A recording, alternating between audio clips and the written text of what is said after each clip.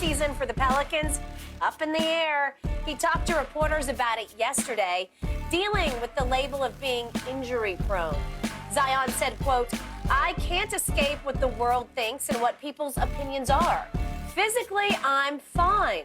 Now it's just a matter of when I feel like Zion. I know the atmosphere I'd be entering based off of playoff experience. Now it's just a matter of when I feel like Zion." Skip, I want to start with you on this one. Yeah. What do you think is going on here? Shannon Sharp, here's the key. From what I've heard, the Pelican team doctors have cleared Zion to play in these playoff games, starting with this play-in game. Okay. But Zion's independent team of medical people say he's only 99%, and they don't want to completely clear him until he's 100% ready to go. So team management is increasingly at odds with Zion's stepfather, who's sort of running the show for the Zion camp. And they just believe that the stepfather, with the advice of the medical people on their side, all holding Zion back from playing. The stepfather is increasingly unhappy with the team because it continues to exercise the clause in his contract that on a monthly basis they can weigh him. I got no problem with that. Yeah. But again, they're increasingly unhappy in this day and age. You know how that goes. Yeah. Okay. Now, Why they put that clause in there? you know why. Okay. The Pelican players, I've been told, are not happy with Zion in particular because they're fearing that he's getting the wrong advice as a very young player, that it's messing with his mind. Mm-hmm. And they think he should just suck it up and stand up to both stepfather and his medical people and just say, no, I feel great. I'm going to go ahead and play. Right. Because that's what you do at this time of the year, right? Yeah. In the locker room, they know that C.J. McCollum is playing with a thumb injury that's so bad that he is going to need off-season surgery. He wears some kind of a brace on it now. They know that Larry Nance is playing injured as best as he can play. You've been in all those football locker rooms. You know what it's like when there's one guy who says, I don't know. And you see him walk around and you say, you look fine to me. Exactly. That's what they're saying about Zion. Again, would he mess up their chemistry if you tried to throw that wrecking ball right back into the middle of it? Maybe, but he's a great player. He's already demonstrated that. They would just figure that out. So the point is, there is some serious dissension in that locker room, in those Pelican ranks. It makes me a little queasy because you and I have already bet some cases on tonight, and I took the Pelicans. They are now up to 5.5-point favorites. And you took the Thunder, the young, upcoming, united Thunder, who are just happy to be there and happy to play basketball together. So I'm starting not to love what's happening inside the Pelicans. Skip, I had a coach that once told me, say, who hesitate is beat. And Zion says, some days I feel good. Yep. And then other days I'm out there and I'm hesitant. And I don't want to play like that. Skip, and he mentioned mental, and I'm going to try to be careful with this. But when I say mental, there's a mental block as being an ex-professional athlete, being injured and trying to come back, Skip. I was questioning, is this knee going to hold up? This ankle going to hold up? Can I go be Shannon that everybody, because they see 84, they see Sharp on the back. They're expecting me to play. They don't give a damn about I had surgery 2 weeks ago. They don't care about that, Skip. They don't know. They don't care. They don't want to know. Right. So it's mentally, can I do it? Yep. Can I get out there and can I perform? Yep. And I think that's the big struggle. Physically, he might be. Mentally, sometimes is an even bigger hurdle to clear than physically being able to go out there and do said job. Agreed. Because, Skip, like if I have a regular 9 to 5, I have surgery, I come back, I do my normal chores. But if you're a professional athlete, Skip, you got to come back out there and perform at a high level. And the guy that you're going against don't give a damn that you just had surgery. Nope. He don't care what you're getting over with. But Skip, if Zion says, I can't, what people think I'm injury prone, you are. Yeah. Bro, you played 114 games in 4 years. I mean, it's not like we're making this up. Yeah. Who thought? Skip, I told you, I said, Skip, he ain't coming back. No, you were right. I told you he ain't coming back. Yeah. Because, Skip, if you have an issue with your weight and you're playing basketball, think about it. Think about how much they actually run. Yeah. And to be overweight and you play and you run every other night. Yeah. So what happens, Skip, if you take 2 weeks, a month off and you can't run, but you still eat the same? Even if your chef put the great chicken breasts and pasta and this, if you eat and not exercise, Skip, guess what happens? And you know, they talk about, man, hey, somebody keep drying, man. Y'all keep drying my clothes on high heat. The dryer's shrinking my clothes. The refrigerator's shrinking your clothes. No. That's what's happening. And Skip, Skip, and I told you, I said, Skip, he gonna get up out of there. This is all about, remember when Kawhi, Uncle Dennis, they pulled a power play on you. Probably the same situation. Yep. He does, Skip, Zion wants to. You know what? It is. The more I think about it, he wants to be like Kawhi Skip. kept saying, I'm hurt. The Spurs kept saying, no, you're not. Skip, Zion wants to be like, he's a young kid. He doesn't want people to dislike him. He doesn't want to be one of those players, one of those superstar players that forced his way out of a small market. Agreed. He knows how that's going to look. Yep. So he doesn't want to say it. He doesn't want to be there. He was going to sign that rookie extension. That's $193 million coming his way. He'd been foolish not to sign that. But now he got that in his back pocket. Watch. Yep. Watch what I did. All right. To his credit, he came back to start this season. He looked better. He looked great. I'll go to great. He looked great, Skip.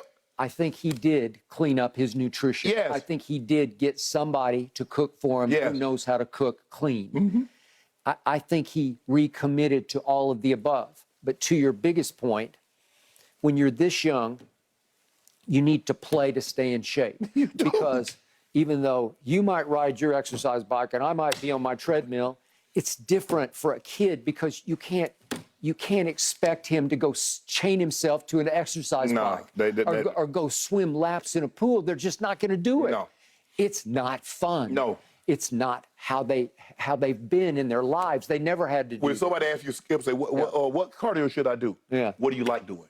That's the cardio you should do. Well, most people, none. Okay, because if you like the stepper, do the stepper. If you like the bike, do the bike. If you like the treadmill, do the treadmill. Whatever cardio. Or if you like to walk fast, do that. Just walk. But if I don't Skip, okay, what happens if I don't like to do any of it? Well, you out of gas. You out of luck then. I find most people don't. No, because it's boring, Skip. If I'm on a bike that goes nowhere and the view never changes, it's different if I'm outside, Skip. I can go 20, 30 miles like I would on a stationary bike, but I see different scenery. You're probably going to get run over by a car that's not paying attention, but that's neither here nor there. Yeah. But on a bike, Skip, I'm on that stationary bike, and I see the same thing, and that bike don't move. You'll last 2 minutes. I mean, you just can't. I always tell people you have to have something to watch, something to listen to. If it's a podcast. But mainly, I watch sports. I watch movies. Yeah. I watch the highlight shows. I have to have something that preoccupies me because if you let your mind focus on what's happening to your body, it won't like it. I'm different, Skip. I don't listen to music, and I can stay on. I used to take, well, then you're very different. Yeah, I took 6 spin classes the other day. I do just go back to back to back. Hey, at least you're getting the energy of the class around you. It's sort of sweeping you along but I'm thinking about what it's doing to me. But Zion, Skip, you know, large young people generally turn into larger older people. They do. I mean, have you seen somebody get healthier as they get older, Skip? No. So if he's having these kind of issues, and like I said, he's a 18-wheeler with a Ferrari engine. He isn't supposed to be able to do what he does. And his body pays to jump that high and to come down. Skip, that's 280, 290, 300, 305. That's leaving the floor like that.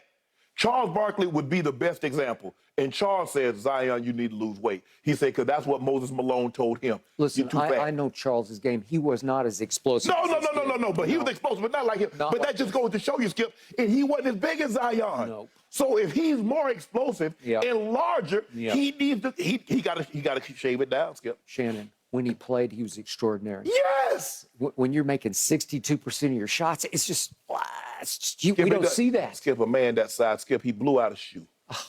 Do you know what the force that it takes to blow out a shoe? At Duke, with Obama in the front row, remember? Yeah. I mean, Skip, it's not his. Skip, the guy that he doesn't want his body to fail him. No.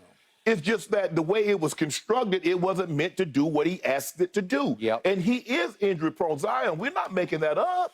Bro, you played 4 years in the NBA. There's 82 games a season. Bro, you played 114 games. Yep. You played 90 games the last 3 years. You played 24 your rookie year. Yep. And over the last 3 years, you played 90 games. So what? No good. I mean, So, Shannon Sharp, I'm definitely not going to try to welch on the bet that we already made, but I am pretty shaky on, did we bet 2 cases? I think you upped it to 2. So we have 2 cases. yeah, because you tried to raise me. And I tried to raise you, and fortunately you saved me from myself, because after I heard this yesterday, I said, this does not sound good.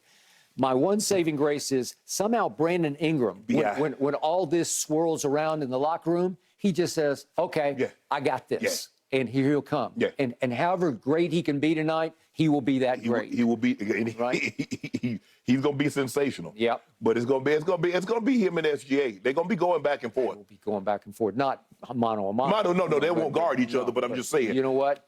They will. But I mean, Skip, I feel bad for Zion that he can't stay healthy.